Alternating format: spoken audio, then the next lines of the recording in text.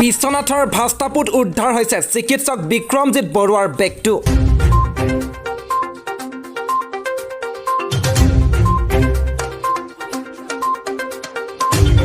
কাৰ্বি আংলং জিলাৰ লাংহিনত বড়ো জাতিৰ বাবে প্ৰাণ আহুতি দিয়া NDFB কেডাৰসকলৰ প্ৰতি সন্মান জনাই শ্বহীদ দিৱস উদযাপন।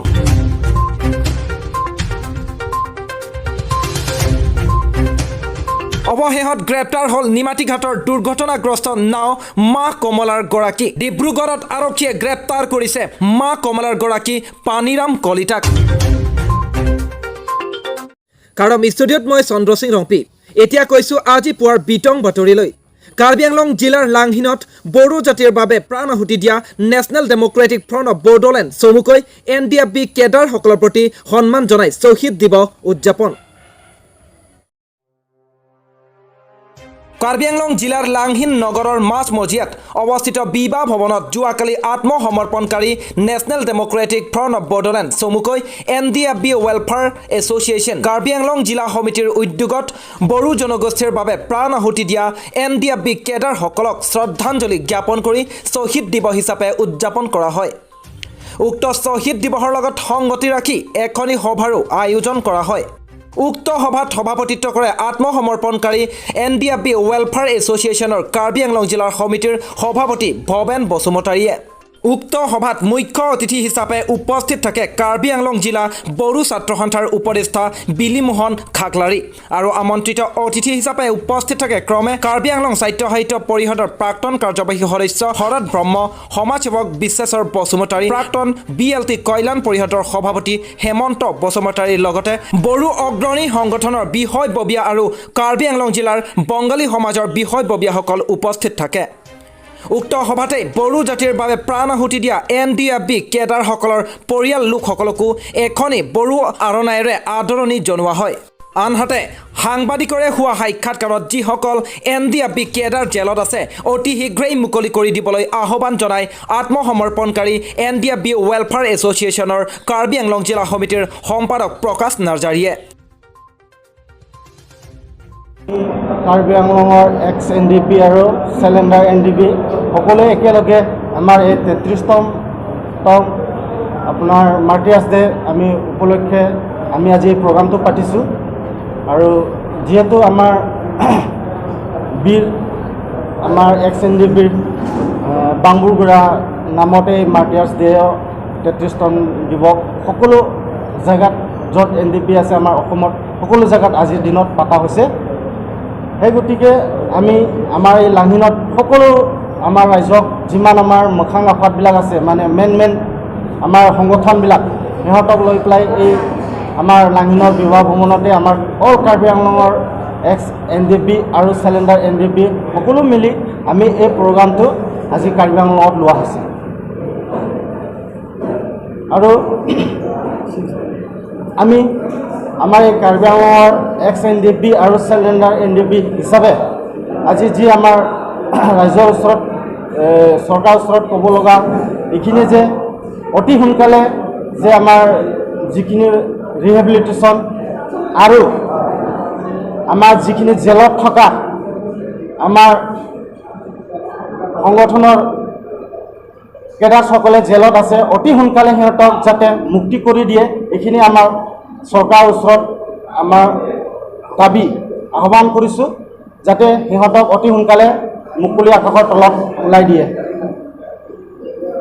আমাৰ ইয়াত যিহেতু বৰণ আমাৰ 27 জানুৱাৰী 2020 একৰৰ হিচাপত যিহেতু আমি আমাৰ NDPৰ একৰ্ডৰ হিচাপত 6.3 ক্লজৰ মতে যোনটো আমাৰ 6 শিডিউলৰ ইছ্যু কথা লৈ পেলাই আমি আমাৰ BTR চৰকাৰ আৰু আসাম চৰকাৰ আৰু দিল্লী চৰকাৰলৈকে আমি আগুৱাই যাম আৰু আমাৰ সকলো সংগঠন লৈ পেলাই আমি এই দাবীখন পূৰণ কৰিবলৈ সকলোকে লৈ লগত আগবাঢ়ি যাম বুলি আমি আশা কৰি আজি এই মিটিংটো সাকসেস হোৱাৰ কাৰণে আৰু আমাৰ লগৰ হেফাজত দিয়া আমাৰ ৰিপৰ্টাৰ বন্ধুসকলকো মোৰ ফালৰ পৰা আৰু আমাৰ সকলো NDPৰ ফালৰ পৰা সকলোকে ধন্যবাদ জ্ঞাপন কৰি মোৰ সমূহ বক্তব্য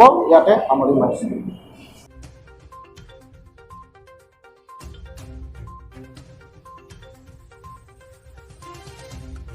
news desk report Biswanath Karbi live.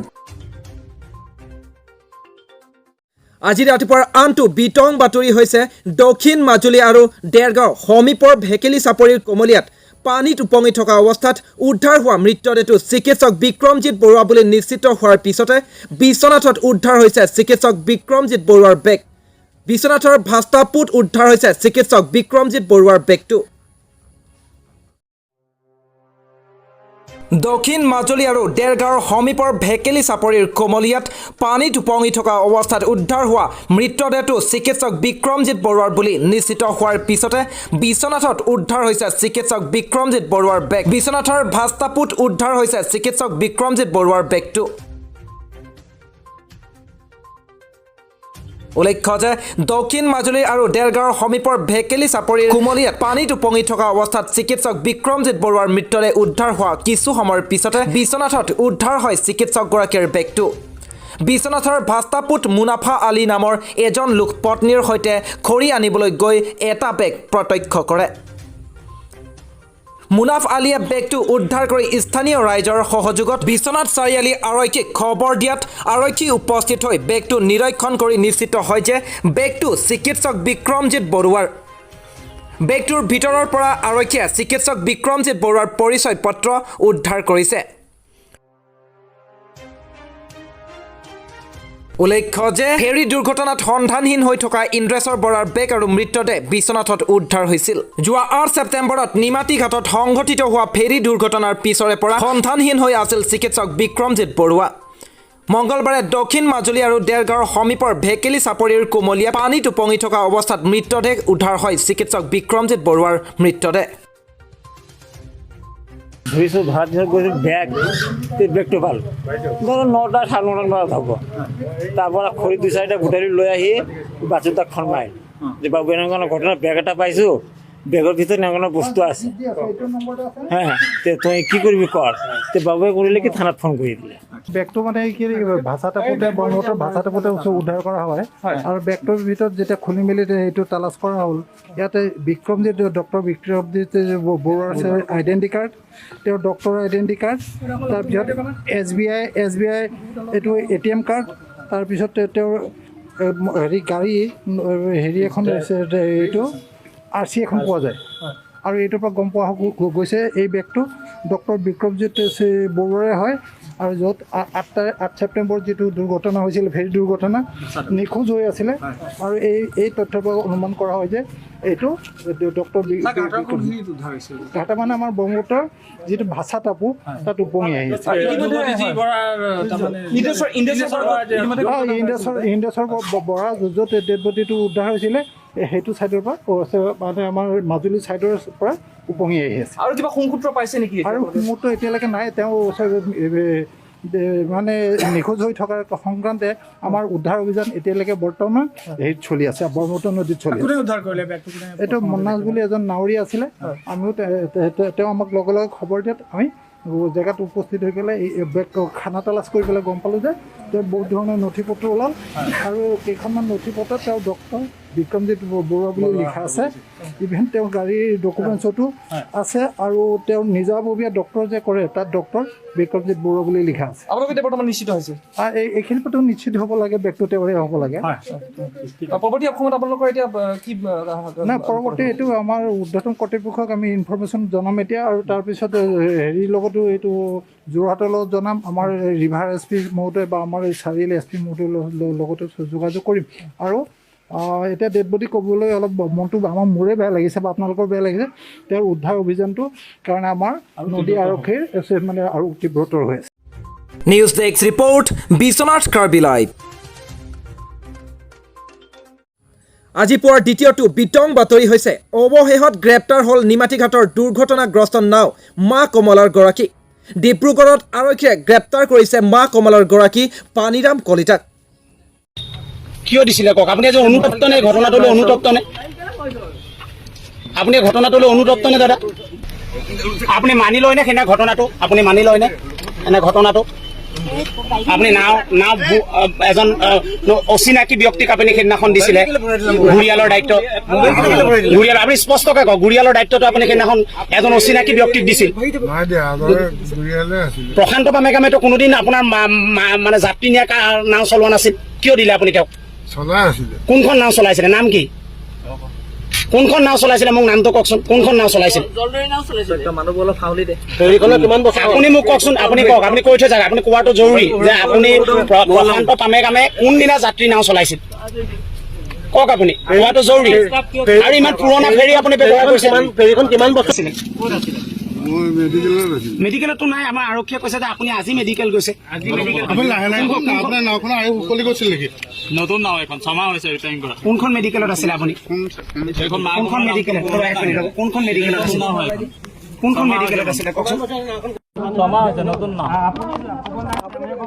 বৰ্তা ভালকে কথা ক'ব নোৱাৰে আপুনি অসুস্থ হৈ আছে তথাপিও আপোনাক জানিবলৈ বিচাৰিছো কথাটো জানিবলৈ বিচাৰিছো কেলে আপোনাৰ ইমান জয়া কৰি আছে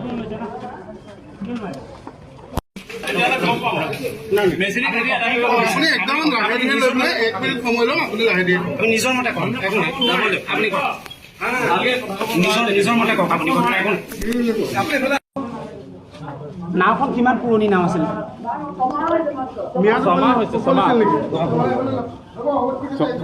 নাওখনৰ ফিটনেছ নাছিলে নাওখনৰ ফিটনেছ চাৰ্টিফিকেট নাছিল অৱশেষত গ্ৰেপ্তাৰ হ'ল নিমাতীঘাটৰ দুৰ্ঘটনাগ্ৰস্ত নাও মা কমলাৰ গৰাকী ডিব্ৰুগড়ত আৰক্ষীয়ে গ্ৰেপ্তাৰ কৰিছে মা কমলাৰ গৰাকী পানীৰাম কলিতাক সেইমতে আমাৰ পাৰ্টি পঠাই দিয়ে আজি ডিব্ৰুগড় আদিত্য নাৰ্ছিং হোম তেওঁ জাষ্ট তাত মানে গৈছিলে আৰু ট্ৰিটমেণ্টৰ কাৰণে তেনেকুৱাটো আমাৰ পাই আপোনালোকে কালিও নিশাৰ ভাগত আপুনি আমাৰ গৈছিল কালি নিশা এটা টাৱাৰ লোকেশ্যনত এটা বিশিষ্টত গৈছিল তাক সেইটো পোৱা নাছিলে আজি আমি সফল হ'লোঁ তেখেত এইকেইদিন আত্মগোপন হৈ আছিলে ন গোটেই কাৰণ বুধবাৰে ঘটনাটো হৈছে তেনেকৈ বুলি ক'ব পাৰি এতিয়ালৈকে সৰ্বমুঠ ঘটনাটো কিমানজনক এৰেষ্ট কৰিছে 12জন এতিয়ালৈকে 12জন আৰু ছাৰ ধৰাৰ সম্ভাৱনা আছে নেকি তদন্ত গতি চলি থাকিব তদন্ত অব্যাহত আছে যদি হৈ যায় তেতিয়াতো ডেফিনেটলি আমি ধৰিমেই আজি পুৱাৰ বিতং বাতৰি ইমানতে সমাপ্ত হৈছে কুৰবাংথু ধন্যবাদ।